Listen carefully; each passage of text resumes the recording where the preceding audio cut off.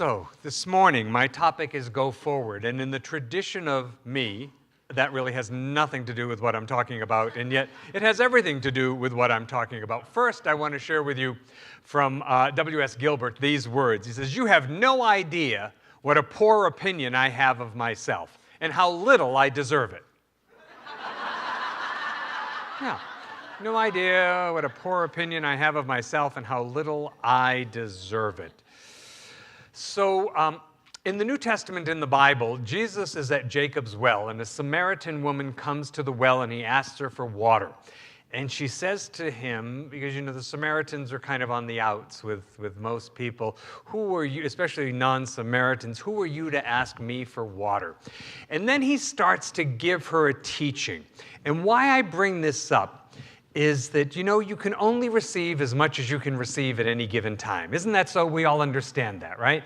So like with what we're going to talk about today, it will not be unfamiliar to a single person here, but it's one of those things that we hear it, and we hear it again, and it goes a little deeper, and we hear it again, and it goes a little deeper, and you hear it for the millionth time, and finally it actually starts to become part of you and how you live your life. Now, Jesus is giving the Samaritan woman this extraordinary teaching about eternal life. And she can only receive as much as she can receive.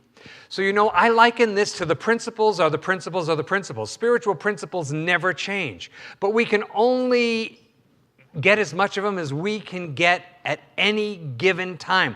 I used to say years ago, I would get, "God, now why didn't people tell me this long ago? Why didn't I know about this spiritual stuff years ago? It would have made such a difference." It's like, because years ago, I could only receive as much as I could receive. It's like if somebody actually gave you the whole Encyclopedia Britannica.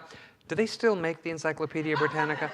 But if they gave you the whole thing, when it was like 28 volumes, and said, "Here, read this and tell me what you think," you could only retain probably a tiny, tiny portion of that. So what I want to talk about is self-esteem.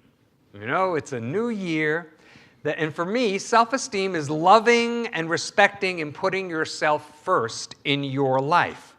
It's being willing to meet your own needs and sort of place yourself in a high regard. It's to love yourself and act lovingly toward yourself.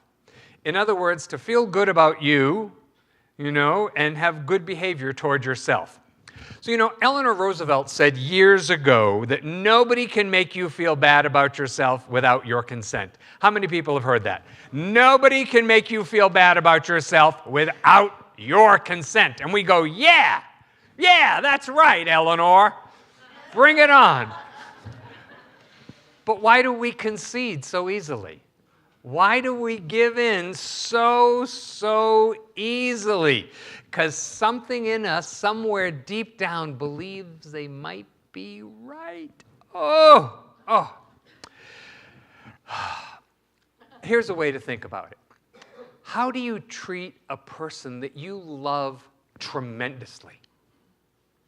You're just crazy about them. You love them so much. Be that way to you. Starting right now. Be that way to you.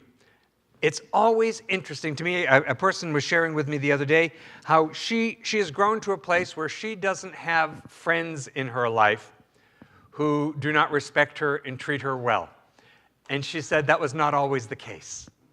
See, so what happened there? Something changed and grew in her over time. Now, when your opinion of yourself changes, people are not going to like it. Because we're always teaching people how to treat us. So when you change the rules of the game, it's going to be really upsetting to people around you. Well, who do you think you are? Well, I've got a better clue on that than I've ever had before, and I'm sorry you're not liking it.